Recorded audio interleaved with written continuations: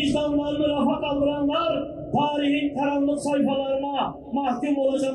Gazze'de işlenen insanlık dışı soykırımı lanetleyen halkların varlığı dünya barışı için bir umuttur.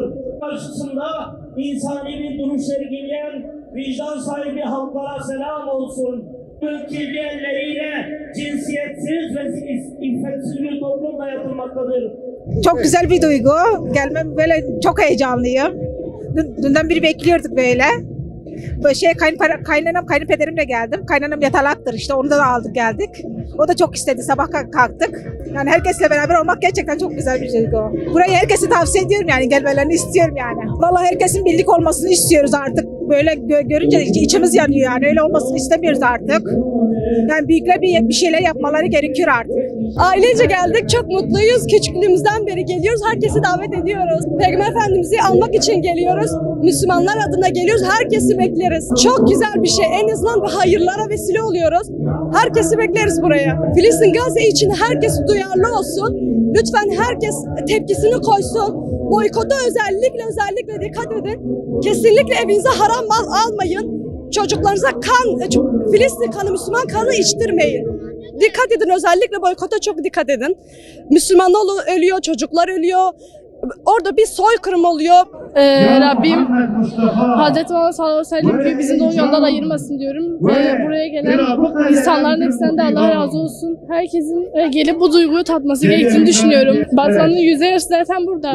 Bu günün kutlanması için bekliyorlar sabırsızlıkla. Herkes böyle akın geliyor yani. Rabbim sayılarını artırsın inşallah. Gazze'deki Müslüman kardeşlerimize Rabbim yardımcıları olsun.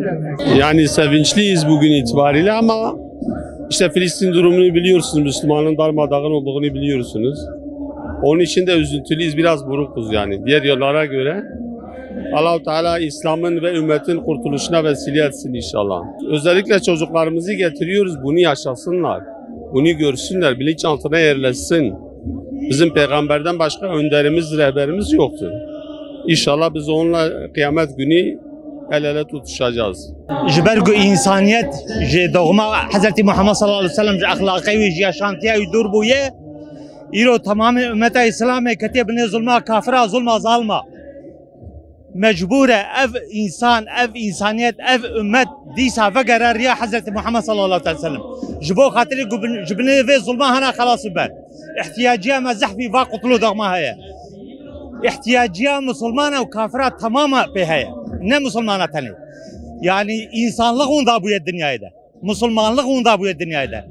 Racime be ahlakı Hazreti Muhammed sallallahu aleyhi ve sellem be kutlu doğma disa insaniyet, insanlık ve gere ببال ريا حضرت محمد صلى الله عليه وسلم ده جبو إنسان الدنيا ده شخورة حياتك يا شامي شو بمن جا خداية تعالى ما وتمام أمتي وتمام إنسانيتي فقر ريا حضرت محمد إن شاء الله بدل ما يقو خداية تعالى دها فضل بك وهر صال دها فضل تربو إن شاء الله تعالى وخداية تعالى دها فضل تربو فداوي الزحفة يعني herkes de dinlemiş tika, avtka, fam tika, gubay Müslüman hana, karabalık haya, ve herkes fam tika yani feda ve zahfa.